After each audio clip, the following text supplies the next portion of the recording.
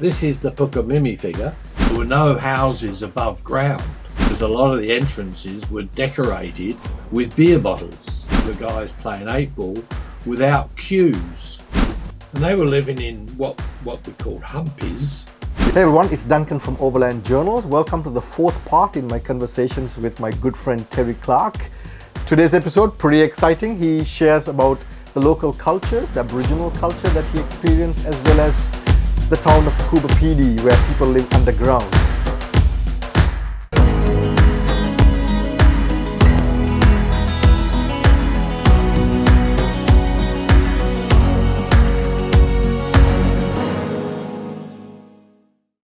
Now, last part we stopped off, he talked more about the route itself and everything he experienced along the way, some bush mechanic work and so on. If you missed that one, go check it out, link above and in the description below.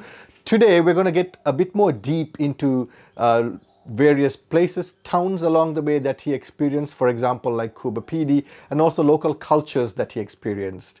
So Terry, welcome aboard for the fourth part of this really interesting series. Good morning.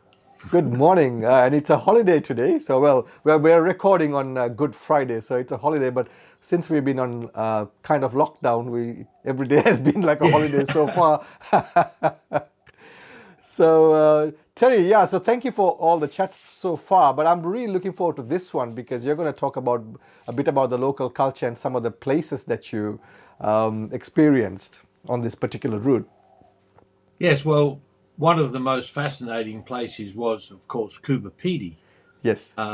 Because that is the opal capital of the world. And they've been digging opals out of there for many, many years. Just about, I think, 1914 or something, they first found opal there. The problem they have with Coober Pedy is that it's very hot, gets very hot. Yes. So when we went through there were no houses above ground. They were nothing at all. All underground houses. Right. And the service station was above ground. There was a little bar type thing attached to the side of the service station. And it was so small that they were playing 8-ball in there, group of guys playing 8-ball without cues.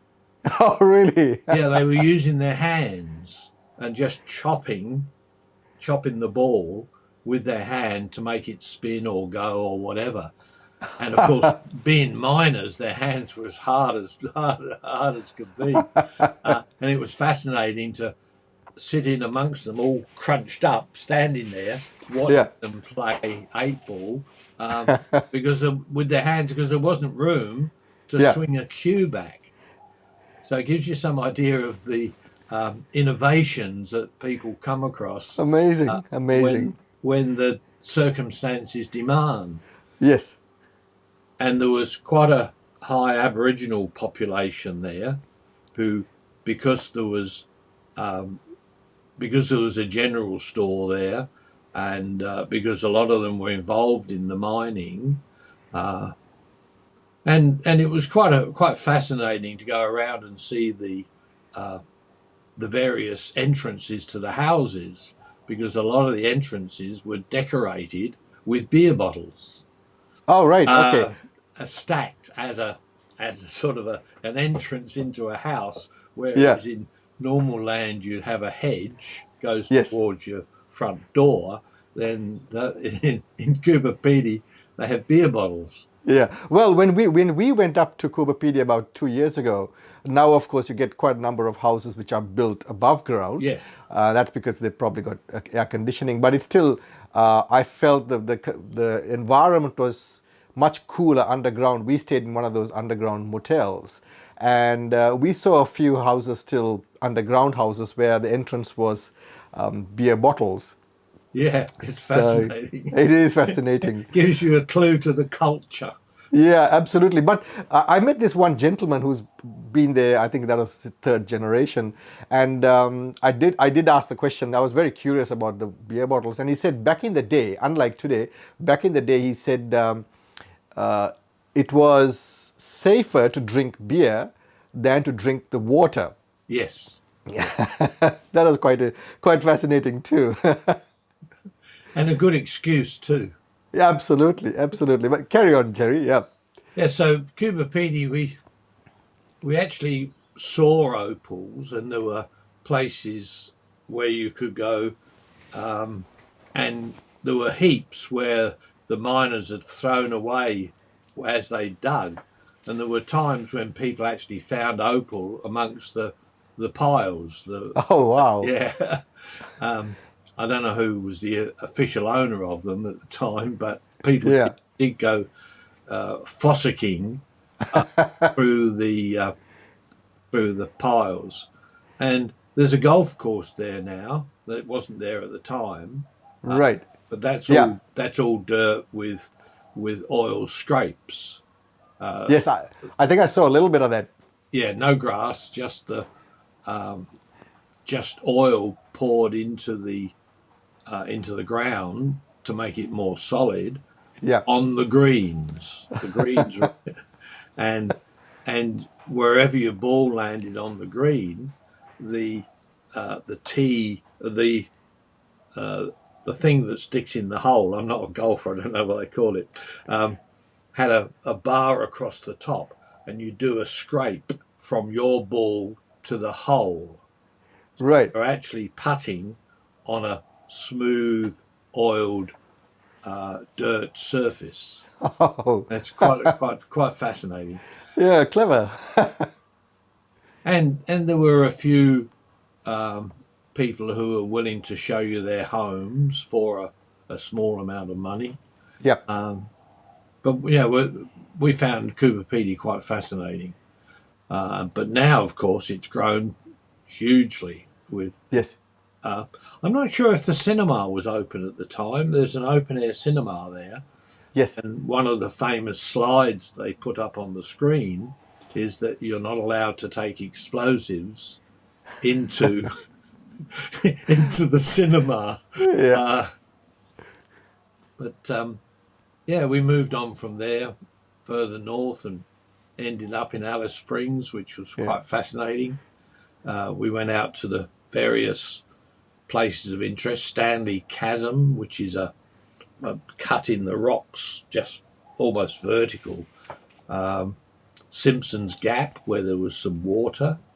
And of course out to Flynn's Grave, which now is part of the town. It was Yeah. quite a way out in those days. Terry, just to go a step back to Coober Pedy, did you spend a couple of days in Coober Pedy, or did you drive through? I can't remember. I'm pretty sure we would not have stopped overnight there because there's Right. too many people around. Okay. I would guess from thinking back, we probably arrived in the morning, having camped short of Coober Pedy, spent Yep. the day there, and then moved on out of the town before nightfall. Right. Okay. Because we had to do a bit of shooting to get our food, Yeah. and that was frowned upon in the town, Yeah. and still is. But there was an interesting fact I read about Coober Pedy. Back in the day, you could walk into a supermarket and do your grocery shopping, and in the same place you could buy your explosives as well. Oh yes, yeah, well, yeah. No point in having two different shops, and also transport up there. Everything went up by truck, Yeah. and it was best to load it all up in Adelaide or Port Augusta and just sending up there. Yeah. Yeah. So yeah, things that are segregated these days Yes. weren't in those days, purely from a practical point of view. Yeah. But we continued on up through to Alice Springs, where we went out, as I said, to Stanley Chasm and Simpson's Gap, up onto Anzac Hill, I think it's called, the hill that overlooks Alice Springs, looking down towards Heavy Tree Gap, which Right. is the entrance into Alice Springs from the south, where the train goes through now. Okay.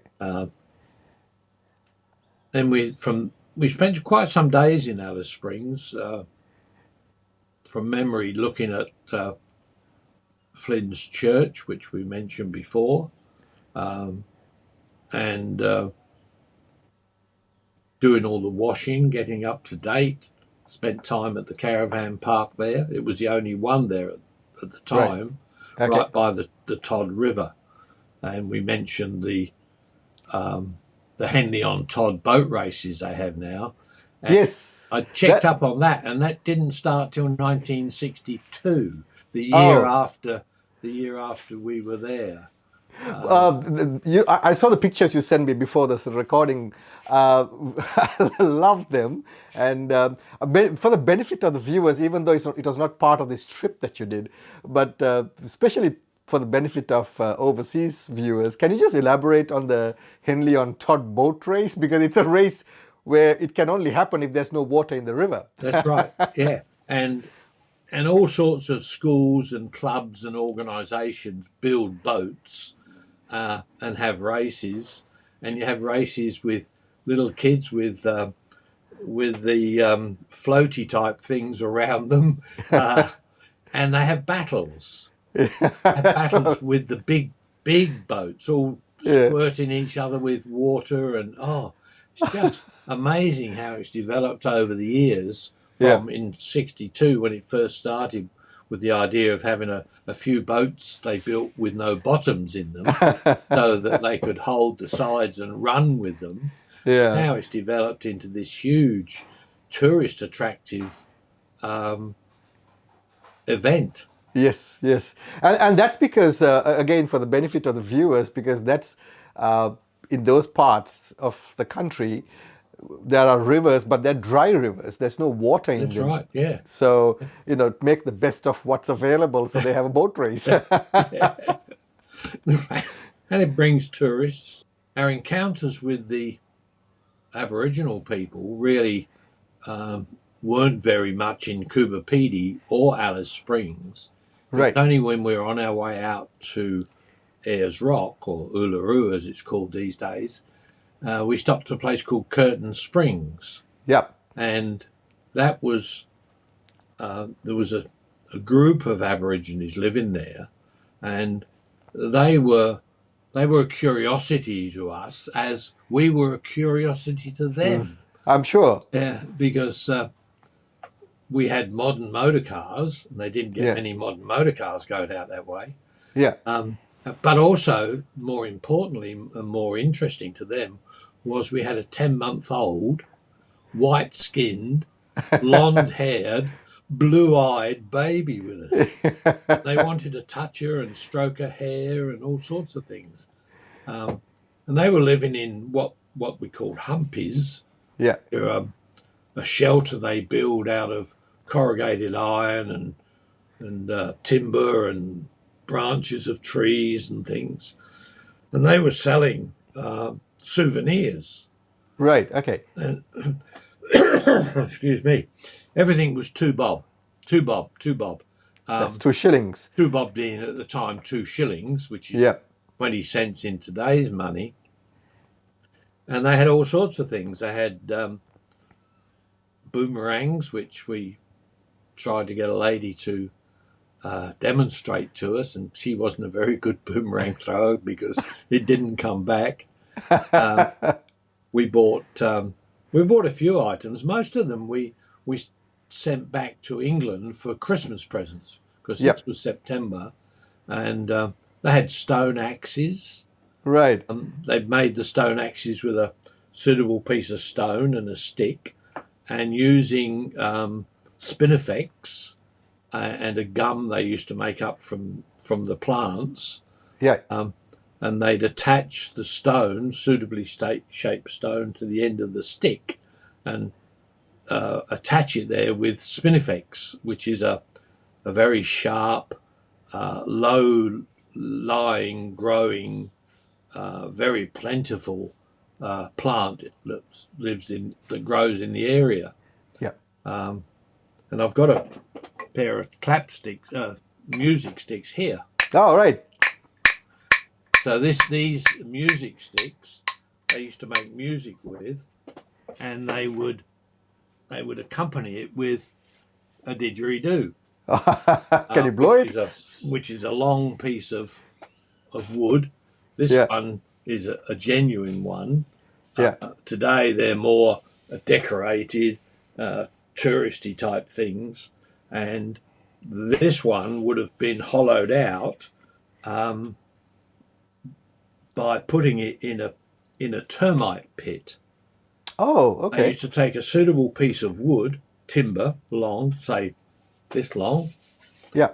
bury it in a termite pit, and the termites would eat the centre out Wow. because the timber they used was had a different a hard outside and a soft inside. So they put it in a termite pit for months, and the termites would eat the inside out, and that would give them the hollow Wow. log, hollow branch, which they could then blow into in a way which I'm not very good at, but type noise, and they would play a tune on the didgeridoo and accompany it with Wow. with I, the I, I, sticks. I'm fascinated at the ingenuity there because that's very clever to make the didgeridoo. Well, they had no hollowing tools. They didn't have Yeah. metal tools. Yeah. Now I'm sure that most of the didgeridoos that are sold to the tourists are branches which have been hollowed out mechanically. Yeah. Yeah. So yeah, Brilliant. yeah, quite. it's it's solving a problem. Yeah, How do you go absolutely. about solving this problem? Yeah. I often wonder who thought of it first. Yeah. Yeah. Maybe it happened by mistake. Yeah. Maybe they found a branch of a tree which had been in a termite pit, and they found it Yeah. was hollow, and they Yeah. found if they blew into it, it would create a Yeah. musical sound. Because even to this date, the indigenous people, they have a strong connection with nature, so they learn a lot from nature. Yeah. So they would most likely pick this up as well. Yeah, and they probably have.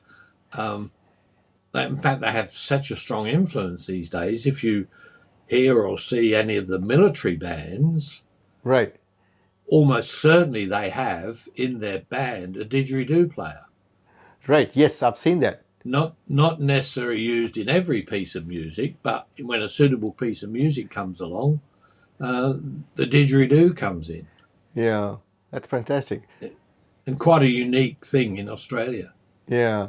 So those souvenirs you've got, those are from that particular trip. Is that right? No, Oh, no, right. these I accumulated in years in during a few years after that trip, Yeah. So because so that just prompted as us to start collecting some of these things, and we yeah, found that our relatives in England were very happy to receive them. I'm sure.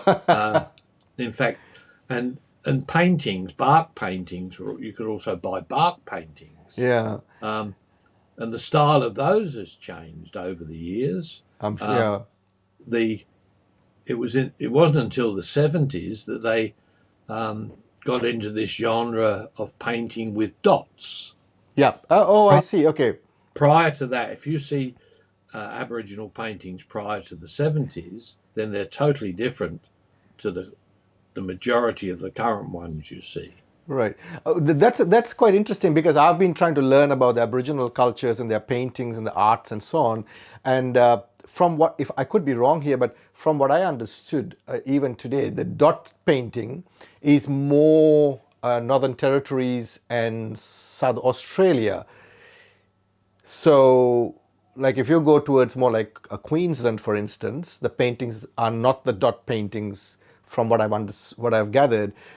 Could that be that those in Queensland are still doing the more traditional way? Do you know anything It about could that? be. I don't know. I'm not an expert or Right. even a half expert on that sort of subject.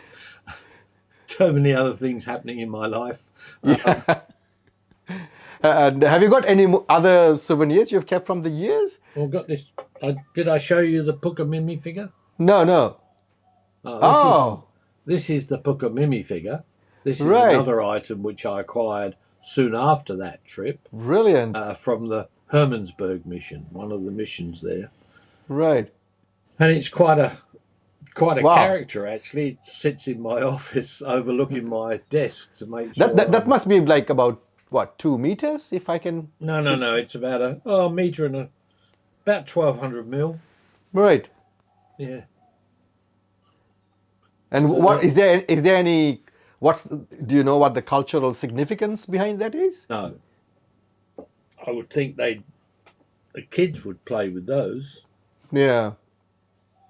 He's very old. In fact, he's got a crack in his head now. Unfortunately, the timber's dried out, and Yeah. don't know if you can see that. If you can raise it up a little bit more, Terry. Yeah, there. Okay, that's cool. Yeah, I can see that now. There's a crack there. Yeah, Where's the yeah, crack? okay. Crack's there. Yeah, I can see that But now. I've had him a long time. He's followed me around all over the place. Oh, right. So, yeah, so the majority of our involvement with the local Aboriginals was Coober Pedy and out Curtin Springs way. Well, there you go, viewers. I hope you enjoyed it as much as I did. This was really interesting, and this whole series is very interesting for me, and I'm sure it is for you too. So once again, a big thank you to Terry for having shared his experiences with us and continuing to share them. I hope you enjoyed this video as much as I did. Give it a thumbs up if you did. If you haven't subscribed to my channel already, please do subscribe. Appreciate your support, and tell everybody else about it, because this is really cool, interesting stuff. If you're not just if you're an overlanding lover, but also if you just enjoy learning about other people's experiences. So thanks for watching, and I'll see you in another video real soon.